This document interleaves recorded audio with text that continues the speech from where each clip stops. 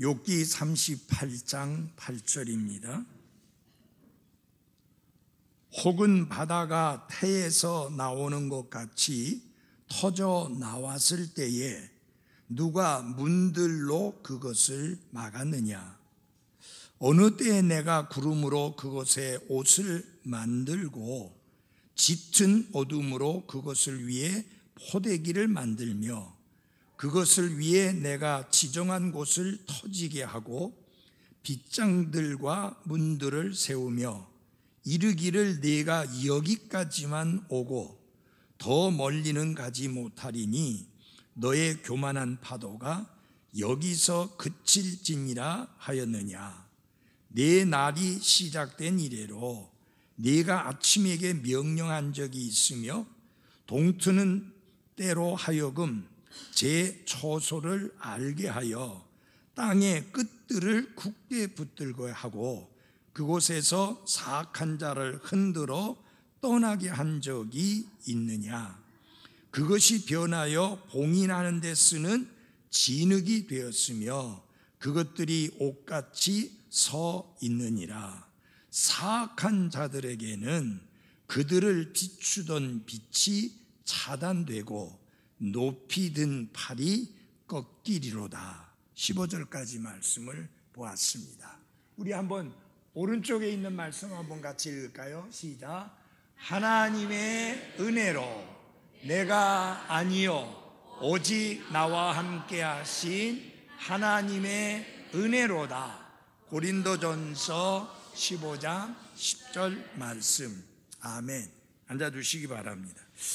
요새 아멘은 수출을 보내셨는지 하나님 말씀 읽고 나서도 아멘도 잘 안 하고 설교 들으면서도 아멘도 잘 안 하고 이게 좀 아멘을 잘 해야 될 것 같습니다. 아멘. 네, 아멘에서 하나님께 영광을 돌린다고 했는데 아멘에 인색할 필요가 없습니다. 조금 전에 함께 읽은 말씀을 이렇게 같이 보시면서 무슨 느낌이 들으셨는지 모르겠어요.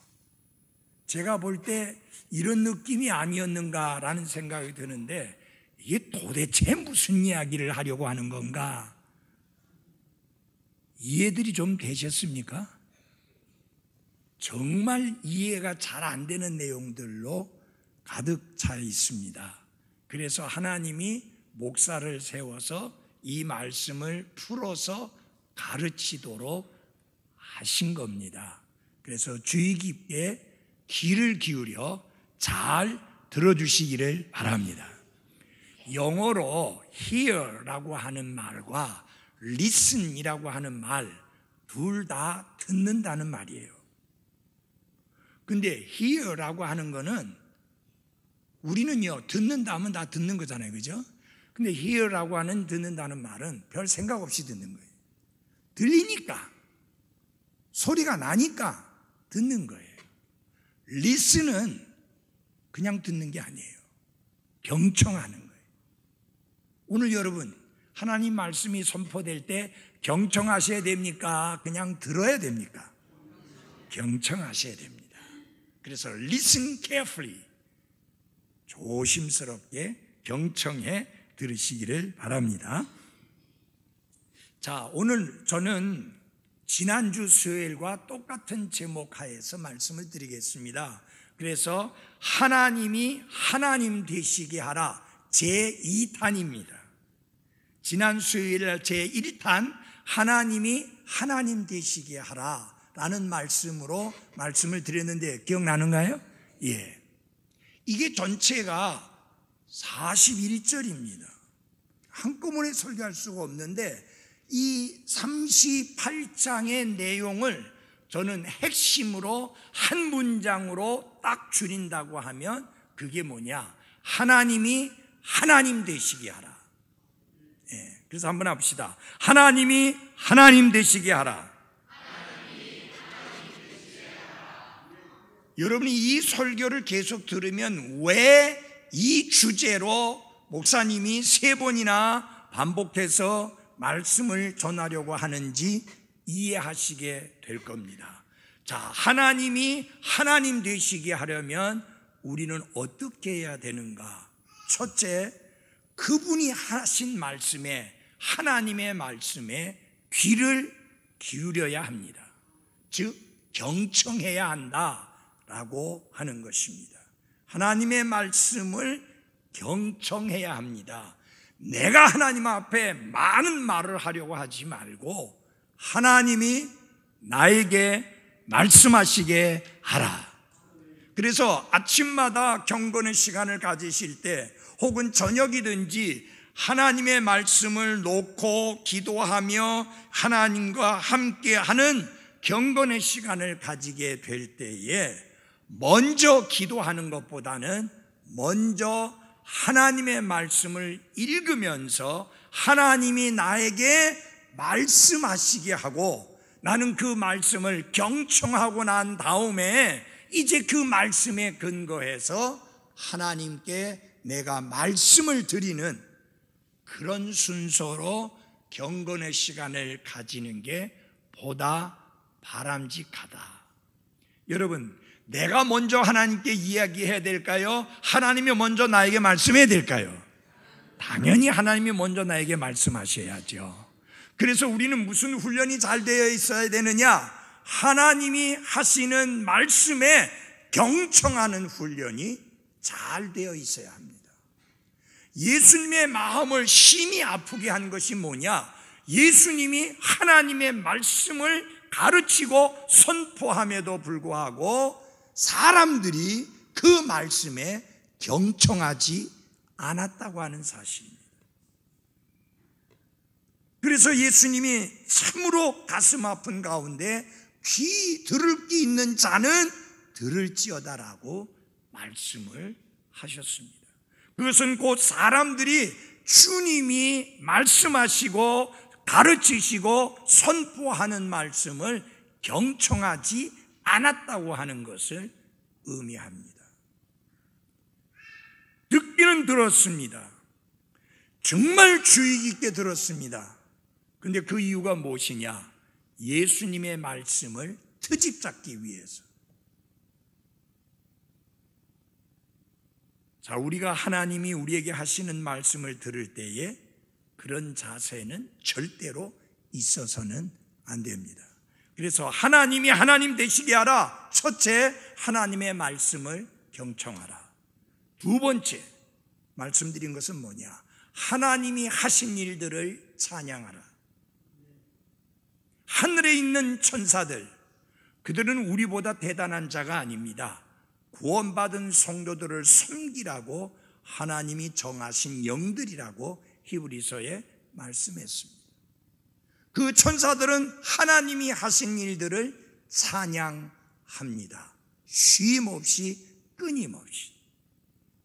이제 하나님은 여러분과 제가 하나님의 형상과 모양대로 창조되었고 하나님과 깊이 교제를 나눌 수 있는 특별한 특권을 부여해 준 인간, 그들이 하나님을 하나님이 행하신 일들로 인하여 찬양하기 원하는데, 여러분이 알고 있는 대로 아담과 이브가 하나님의 명령을 거역하고 불순종하여 죄인이 되고 난 다음부터 인간이 어떻게 됐습니까?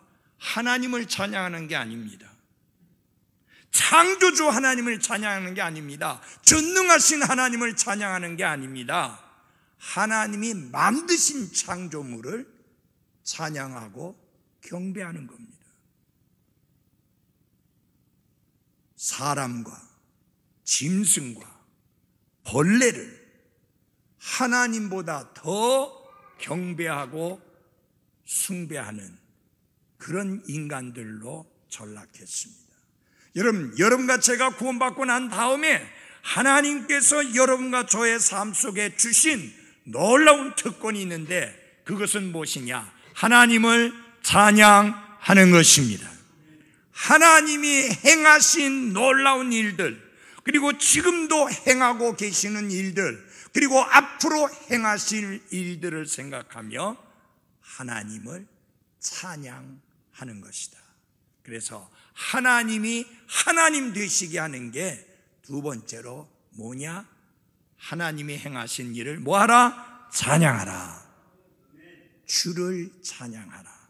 여러분이 시편 말씀을 보면은 주를 찬양하라라는 말씀이 수도 없이 많이 반복되고 있는 것을 보게 됩니다. 여러분과 저의 삶 속에서도 끊임없이 하나님께서 나를 위하여 행하신 놀라운 일들로 인하여 하나님을 찬양하는 그런 삶이 매일매일 이어져야만 하는 것입니다. 뭐 매일매일 입술로 찬송하라는 의미는 아닙니다. 늘 마음속에 하나님께서 행하신 놀라운 일들로 인하여 감사하고 기뻐하고 감격해하고 즐거워하며 그 이름에 합당한 영광을 돌려드리는 그런 삶으로 살아가야 한다라고 하는 것입니다. 이제 세 번째로 하나님이 하나님 되시게 하려면 어떻게 되느냐? 자신의 한계,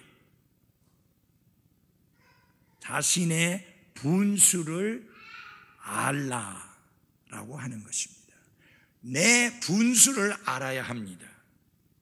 내가 어떤 능력이 있고 어떤 한계를 가진 존재인지 내 한계와 내 분수를 아는 게 필요합니다.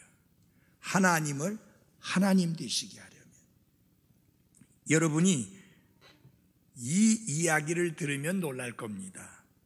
내가 창조에 참여했다면 우주를 좀 더 질서 있게 하는 몇몇 유용한 힌트를 하나님께 주었을 텐데 라는 정신 나간 말을 한 사람이 있습니다. 내가 만약 하나님이 창조하실 때 내가 그 자리에서 그 창조에 참여를 했다면 창조주 하나님이 만든 것인 것보다 훨씬 더 멋지게 만들고 훨씬 더 질서 있게 만들고 훨씬 더 훌륭하게 만들 수 있는 아주 유익한 아주 유용한 힌트를 줄 수 있었다. 이 말은 13세기 스페인 국왕이었던 알폰소 10세가 한 말입니다. 그러나 이 알폰소는 자신이 하나님보다 우주를 더 잘 운영할 수 있으리라고 생각한 유일한 인간이 아닙니다. 유식하고 지혜로운 욥, 고대 근동의 지혜 전통에서 자랐고 어린 시절부터 삶을 깊이 생각하도록 훈련받은 욥. 그 욥은 자신이 살아가고 있는 세상이 제대로 돌아가지 않고 있다라고 확신했습니다. 그래서 세상을 창조하시고 세상을 다스리시는 하나님의 놀라운 지혜와 섭리에 대하여 많은 의문을 제기하면서 하나님 왜 이렇게 합니까? 하나님 왜 저렇게 합니까? 라는 항의를 한 사람이 욥입니다. 그러니까 그 말은 무슨 말이 아까 말씀드린 대로 하나님이 나로 하여금 이 우주 만물을 다스리는 데 있어서 너도 좀 참여하라 라고 했다면 내가 대단히 훌륭한 힌트를 하나님께 많이 드릴 수 있었을 텐데 라고 하는 생각을 가진 것입니다. 이를테면 하나님, 의롭고 깨끗하게 사는 사람이 고난을 당하게 하는 거 그건 맞지 않습니다. 하나님, 그건 반드시 고쳐야 될 일입니다. 왜 의롭고 깨끗하게 사는 나에게 고난을 주십니까?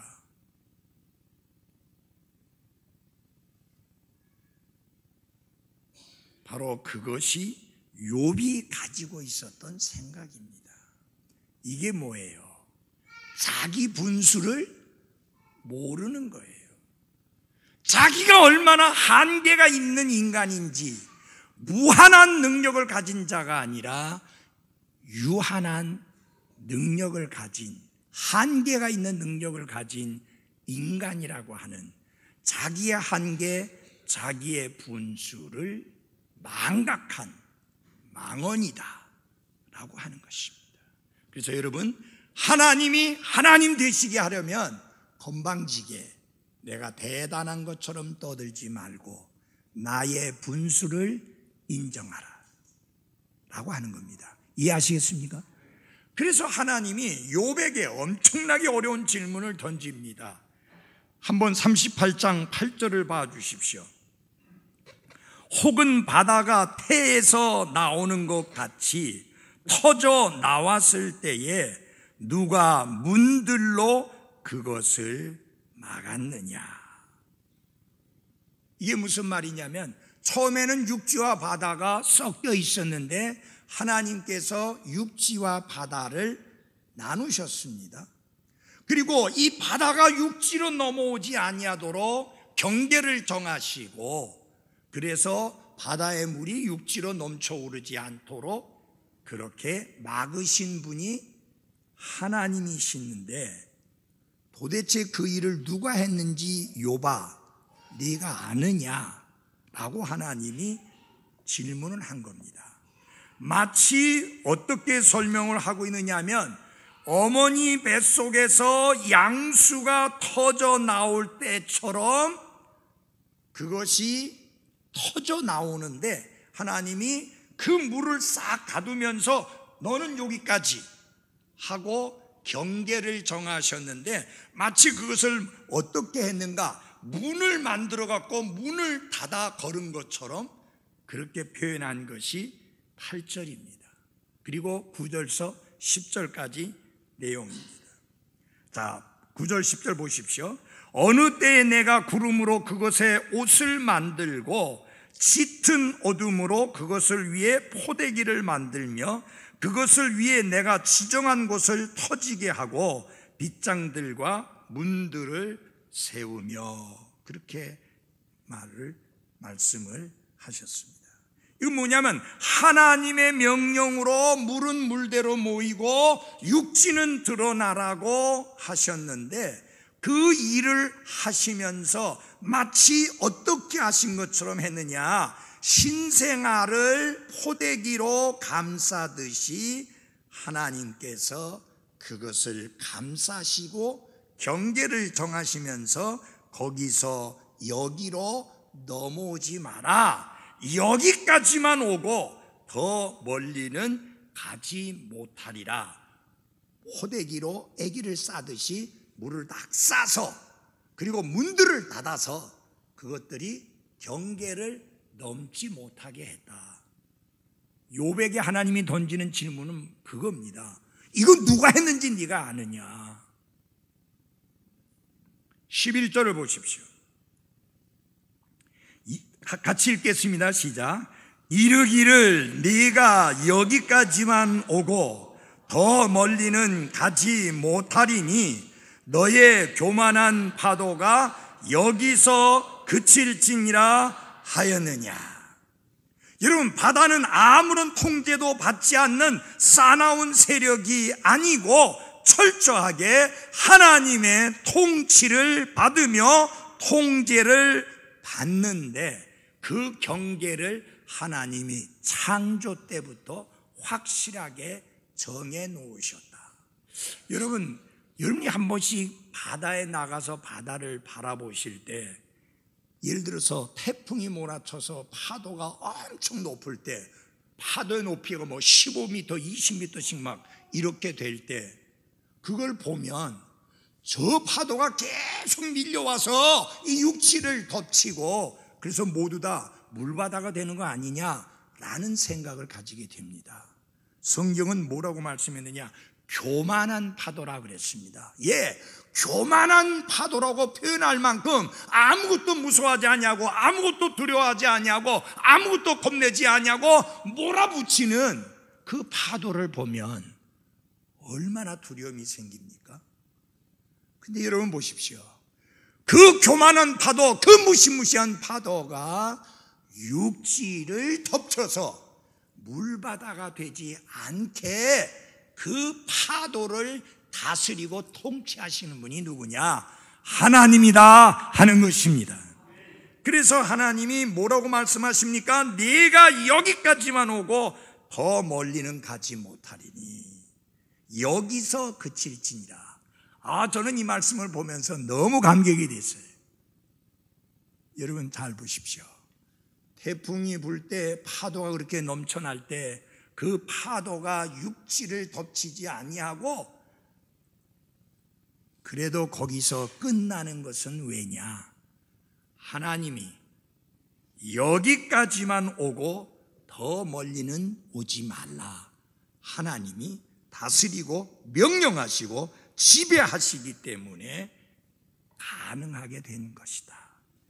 바다는 하나님이 정하신 장소를 결코 넘지 못하도록 억제되어 있고 크신 하나님께서 거센 파도를 얼마나 쉽게 다스리고 있는지를 보면 유모가 포대기에 쌓인 아기를 다루듯이 딱 감싸서 더 이상 넘쳐나지 못하게 하시는 하나님.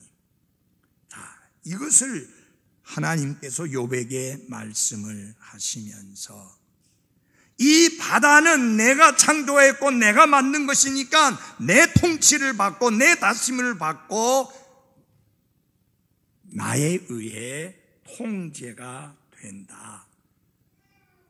그리고 바다를 인격적으로 표현을 한다면 그게 말이에요. 여기까지만 오고 더 멀리 오지 마라 하는 것은 인격적으로 하나님이 표현을 하신 건데, 바다도 자신의 분수와 자신의 경계를 알고 있다, 그 이야기입니다.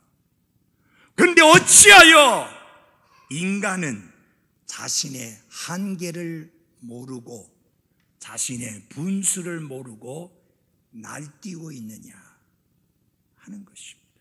여러분, 하나님이 하나님 되시게 하려면 건방지게 교만하게 분수를 모르고 날뛰지 말고 하나님의 통치권과 그분의 모든 주권 앞에 우리가 굴복하며 그분의 뜻을 따르는 삶을 살아가야 합니다. 여러분, 우리는 창조물입니다. 하나님은 창조주이십니다. 하나님은 아버지이십니다. 우리는 그분의 사랑받는 자녀입니다. 예수 그리스도는 주인이십니다. 우리는 그분의 종입니다. 그분은 우리의 왕이시고 우리는 그분의 신하입니다. 우리는 우리의 신분을 알아야 되고 우리의 분수를 알아야 되고 우리의 한계를 알고 교만하게 날뛰지 말고 우리의 삶 속에서 하나님이 하나님 되시게 해야 하는 것입니다. 그래서 분수를 알라 라고 하는 것입니다. 여러분, 우리가 잘 알아야 될 필요가 있습니다. 여러분, 우리는 우리의 생명이 내게 있는 게 아니라 하나님의 손 안에 있다. 그리고 내게 있는 모든 것이 내 것이 아니고 하나님이 내게 주셔서 우리가 쓰고 있을 뿐이다. 청직이라는 청직이 신분에 대한 것을 분명히 알아서 분수를 넘어서 주인 행세해서는 안 된다, 그 말입니다. 종의 신분을 넘어서서 내가 주인 것처럼 주인인 것처럼 행세해서는 안 된다. 분수를 넘지 마라. 내 분수를 알고 분수에 맞게 살아가야 하는 게 옳습니다. 에베소서 4장 1절에 보면은 너희를 부르신 부르심에 합당하게 걷고, 그 부르심에 합당하게 걷는다는 말은 쉬운 말로 이거 하면 이겁니다. 네 분수를 알고 분수에 맞게 걷고 생활하고 행동하라. 너무나 많은 경우에 그리스도인들이 하나님이 하나님 되시게 하지 않고 하나님을 내 종으로 삼는, 심부름꾼으로 삼는 경우가 너무 많이 있습니다. 그게 문제예요. 우리는 언제나 하나님이 하나님 되시게 해야 합니다. 네 번째로는 다 같이 한번 해봅시다. 하나님이 사령관이 되게 하라. 하나님이 커맨더, 사령관이 되게 해라. 여기 한번 38장 12절을 열어주시기 바랍니다.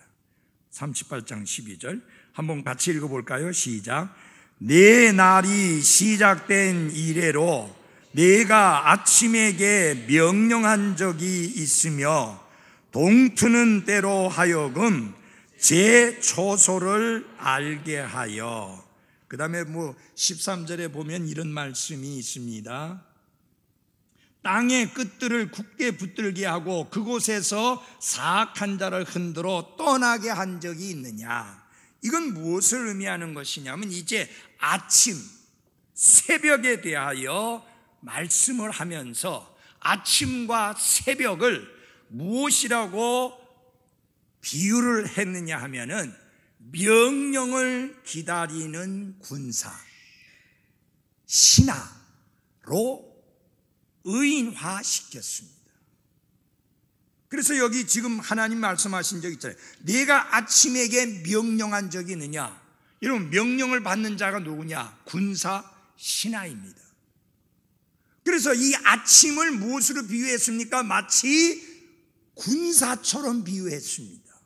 군사에게 있어서 명령은 절대적입니다. 군사는 명령이 떨어지면 명령대로 움직여야 됩니다. 제일 무서운 불법이 뭐냐면 명령 불복종입니다. 군사로서는.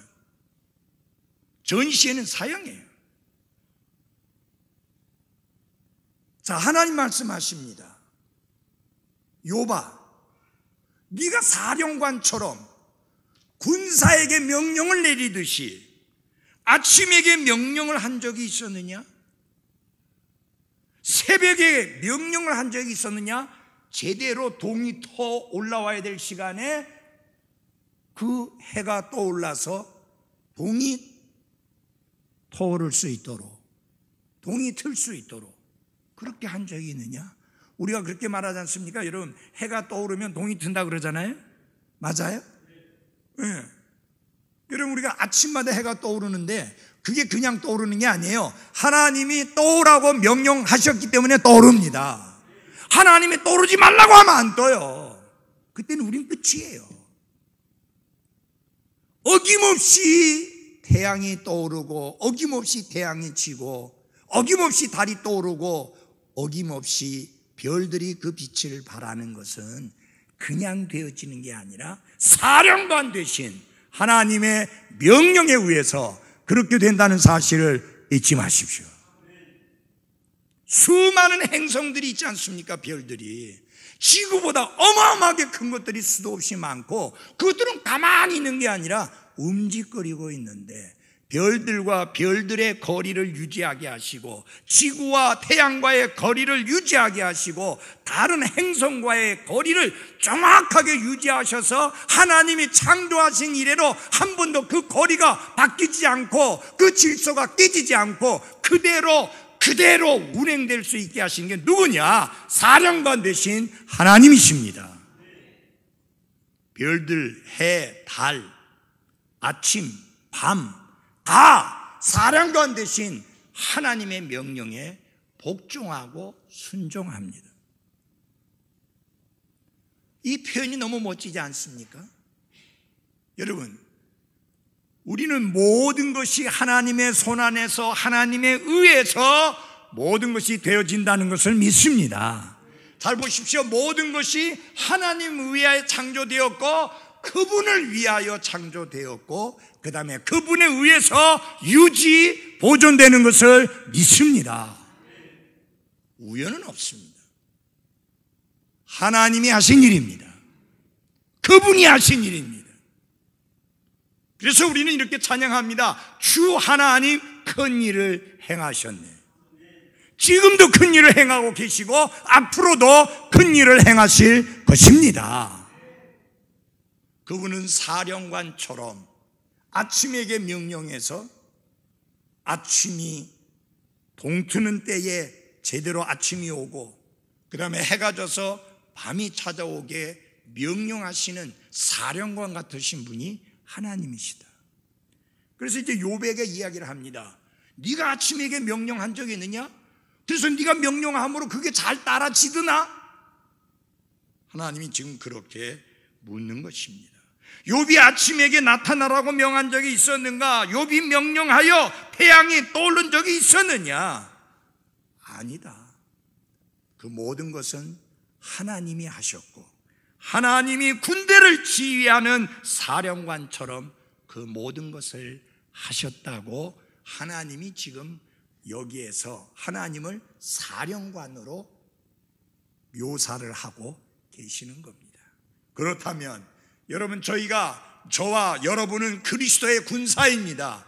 그리스도의 군사로서 우리의 사령관은 예수 그리스도요 하나님이십니다. 그래서 하나님이 하나님 되시게 하라는 말은 무슨 뜻입니까? 하나님이 사령관 되게 하라 라는 뜻입니다. 그 말의 의미는 뭐냐? 그분이 명령하게 하고 우리는 그 명령을 따르는 신실한 충직한 신하요 군사가 되어야 되는 게 맞습니다. 우리가 그분에게 명령하는 게 아닙니다. 하나님이 우리에게 명령하시고 하나님이 우리에게 지시하셔야만 합니다. 욥이 단 한 번이라도 저녁이 오도록 한 적이 있었습니까? 오직 하나님만이 그 일을 하십니다.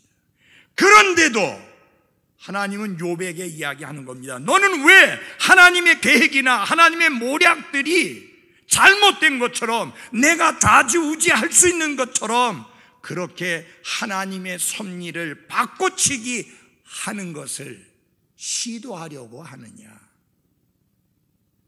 그게 잘못됐다는 겁니다.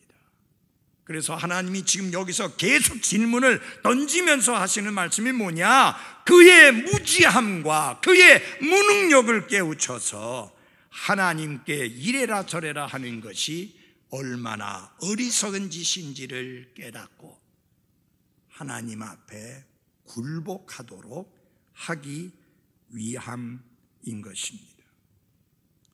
우리는 이 말씀들과 이 질문들을 보면서 사실상 우리가 알고 있는 것은 우리가 모르는 것과 비교하면 정말로 아무것도 아니라고 말할 정도로 아는 게 없는 무지한 사람들입니다. 늘 우리가 잊지 말아야 될 게 있습니다. 우리가 무지하다. 아는 게 너무 없다. 그래서 늘 하나님 앞에 엎드리면서 하나님이여 가르쳐 주시고 말씀해 주시고 지시해 주시옵소서 종이 따르겠나이다. 그렇게 해서 하나님을 하나님 되시게 해야 합니다. 우리는 사령관이 아닙니다.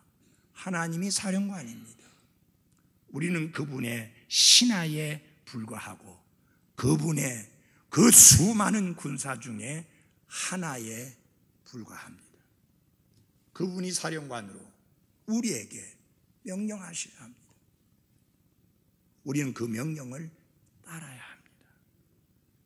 언제 우리 말에, 우리의 명령에 해가 따라준 적이 있었습니까? 떠오르고 지고 아니잖아요. 하나님이 다 하셨잖아요.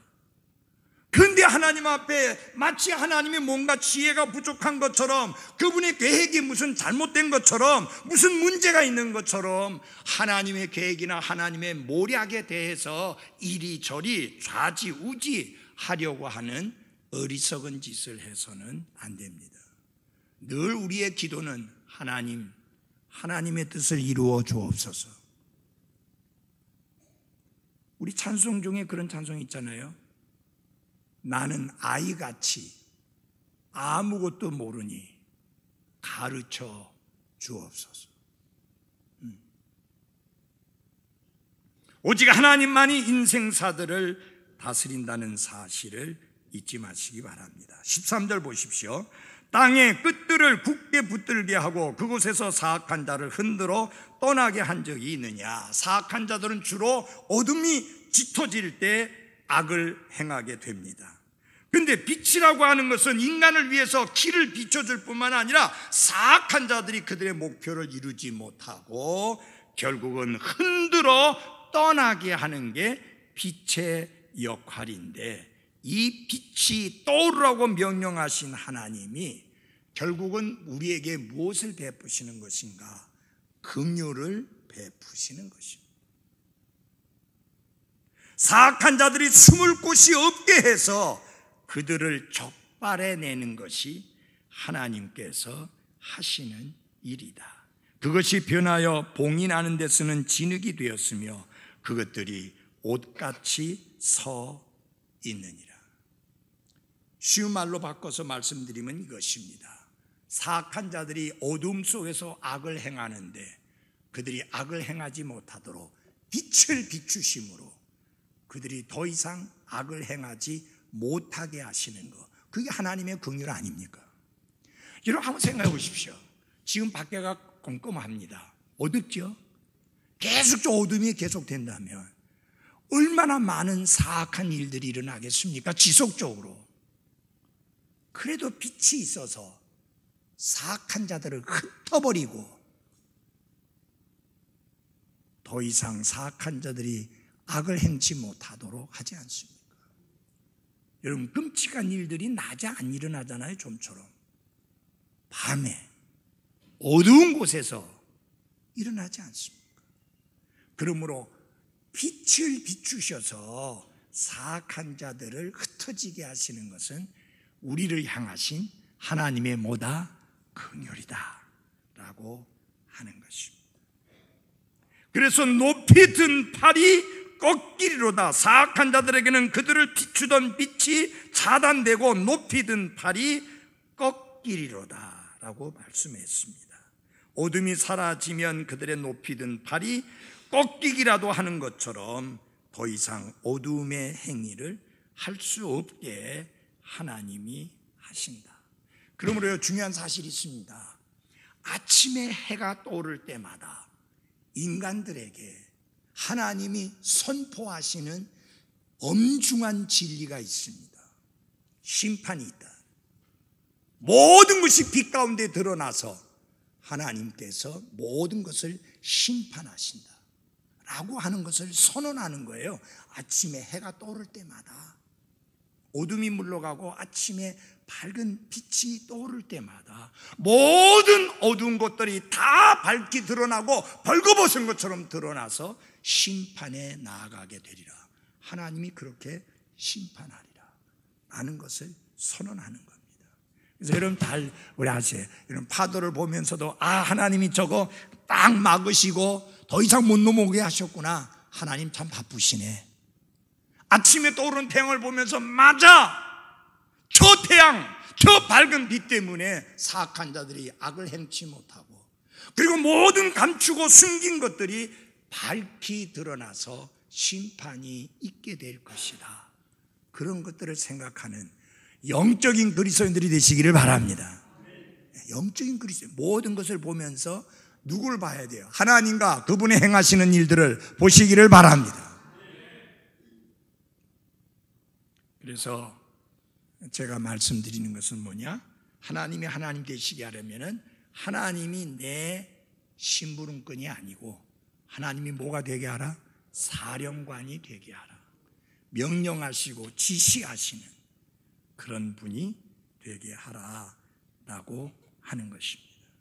이 하나님이 왜 이런 사악한 자들과 관련된 말씀을 하나님이 하셨느냐 하면, 욥의 생각 속에서 의문과 그리고 하나님께 던진 질문이 그거 아닙니까?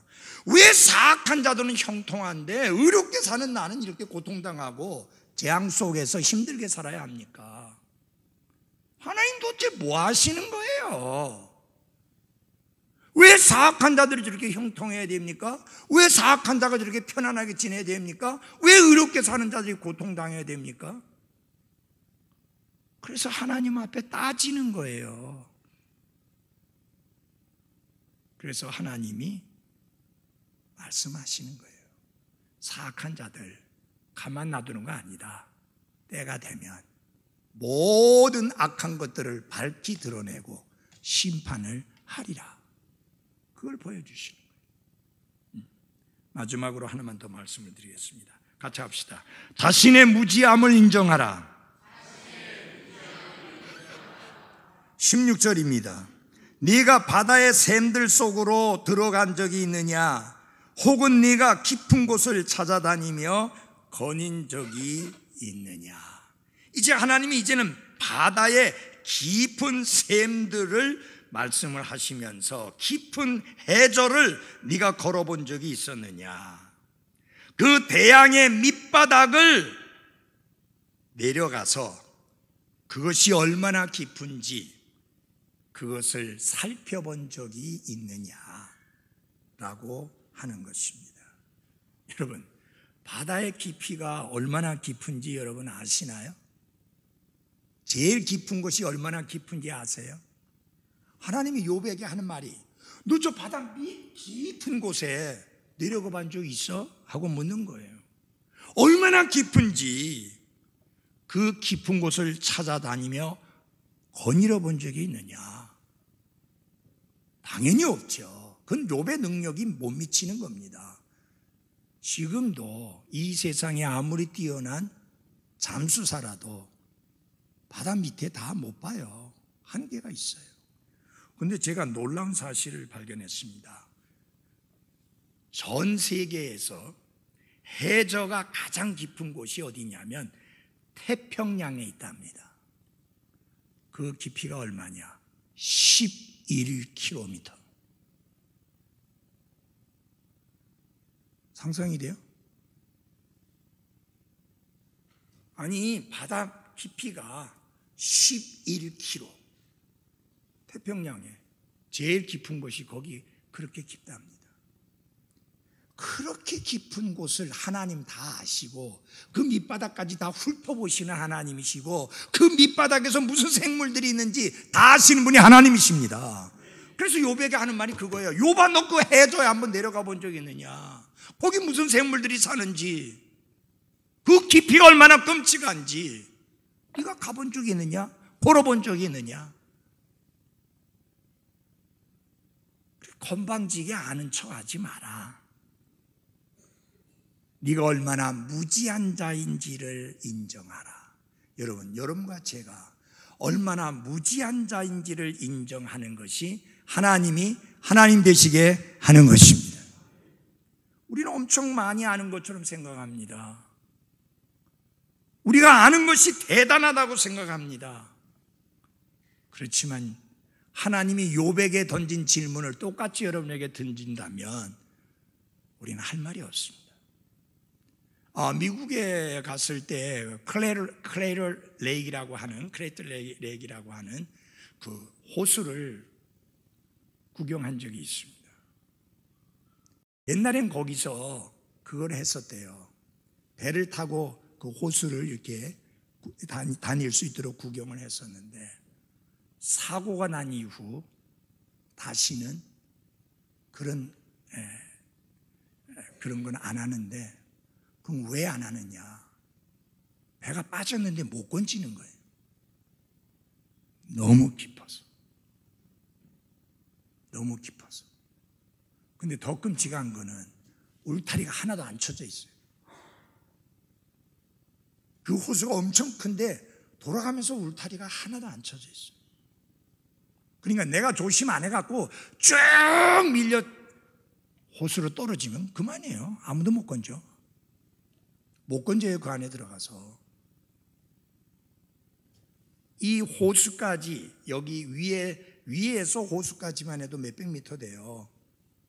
거기서 그 호수 깊이는 얼마나 되는지 몰라요. 호수 하나도 그런데 바다 중에 제일 깊은 곳이 얼마나 깊은지 우리가 뭘 알겠어요. 이 11km라고 잰 사람도 이게 뭐 어떻게 잰 건지 난 잘 모르겠지만, 뭐 빛을 쏴갖고 쟀는지 뭐 쟀는지 우리는 잘 모르겠습니다. 여러분, 우주가 얼마나 큰지 아시겠어요? 보이저 2호라고 하는 그 우주선이 12년간 계속 돌아다니면서 했는데 70억 킬로를 다녔다고 합니다. 70억 킬로. 여러분, 그러니 여러분 우리가 할 수 있는 말이 뭐냐? 성경에 보면 하나님의 길이 바다에 있다거나 큰 물에 있다라고 하는 말씀이 시편 77편에 나오는데, 그 말의 의미가 뭡니까? 그 하나님의 길이 우리에게 숨겨져 있어서 우리가 훔쳐볼 수 없다는 것을 이야기합니다. 하나님이 밝히 드러내신 것도 있지만 드러내지 아니고 숨겨놓은 것도 너무 많이 있어서 알 길이 없죠. 그래서 여러분, 결론은 뭔지 압니까? 여러분과 제가 무지한 존재다. 그거 인정해야 돼요. 그래서 늘 어떻게 해야 돼요? 하나님 가르쳐 주십시오. 하나님 깨우쳐 주십시오. 하나님 말씀해 주십시오. 저희가 듣고 배우겠나이다. 이런 겸손한 가운데 살아야 합니다.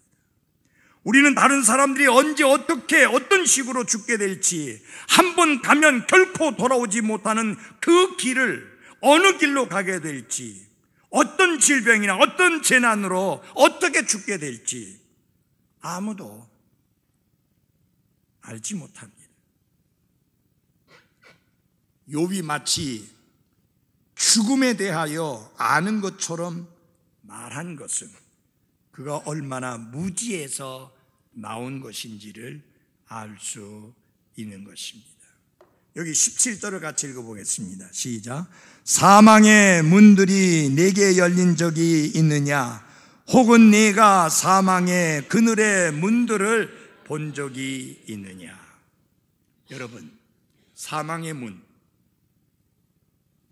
오늘날 그 문이 여러분과 저를 향하여 열리게 되고, 그리고 우리는 죽음을 맞이하게 됩니다. 언제 그 문이 나에게 활짝 열려서 내가 죽음에 던져지게 될지 아무도 모릅니다. 성경이 말씀한 대로 한 번 죽는 것은 사람들에게 정해진 것이 맞지만, 언제 그 일이, 그래서 사망의 문이 활짝 열려서 내가 그 문 안으로 들어가야 되는지 아무도 알지 못합니다. 아는 게 별로 없어요. 여러분, 1시간 후에 무슨 일이 일어나는지 아세요? 1시간은 고사하고 때로는 몇십 초 후에 무슨 일이 있을지도 알지 못하는 게 인생이에요. 그래서 여러분, 우리가 늘 하나님이 하나님 되시게 하려면은 내가 무지한 자인 것을 인정해야 됩니다. 우리는 죽음의 순간 하늘의 문이 우리에게 열릴 것이라고 하는 분명한 확신이 있어야 합니다. 그러면 죽음은 우리가 반드시 한번 지나가야 할 길이기는 하지만, 사망의 문이 열려 우리가 그리로 들어간다 할지라도 두려워하지 않게 될 것입니다. 사랑하는 여러분, 죽음의 그 순간에 하늘의 문이 여러분을 향하여 활짝 열릴 것을 확신합니까? 바울은 확신하고 있었어요. 이 육신의 장막이 해체되면 하나님이 예비하신 그 집이 나를 기다린다. 내가 이 육체를 떠나면 그리스도와 함께 있다. 다시 말하면 죽음의 순간에 하나님께서 그를 맞아주시기 위해서 하늘의 문을 활짝 열고 받아주실 거라는 그 말씀이죠. 그래서 사도 바울이 그 확신이 있었기 때문에 죽는 것도 손해가 아니라 이득이라고 말할 수 있었습니다. 여러분도 그런 확신 있죠? 네. 그래서 여기 마지막 구절 한 구절만 읽고 마치겠습니다. 같이 읽어보겠습니다. 시작. 내가 땅의 너비를 깨달아 안 적이 있느냐? 네가 그것을 모두 알거든 밝히 구할지니라. 하나님께서 이야기합니다. 하나님의 물리적 창조 세계의 깊은 것들도 파악할 줄 모르는 욥이 어떻게 하나님의 섭리와 하나님의 신비스러운 계획을 이해하고 알 수 있겠느냐. 그래서 하나님은 욥을 꾸짖습니다. 모두 알거든 밝히 고할지니라. 욥은 입을 다문 채 침묵할 수밖에 없었습니다. 잘 보십시오. 땅의 너비조차 제대로 알지 못하는 우리가 하나님의 놀라운 계획과 하나님의 놀라운 섭리와 하나님의 모략들, 그 깊이를 어떻게 알겠습니까? 우리는 무지한 자입니다 라고 고백함으로 하나님이 하나님 되시게 해야 합니다. 기도하겠습니다.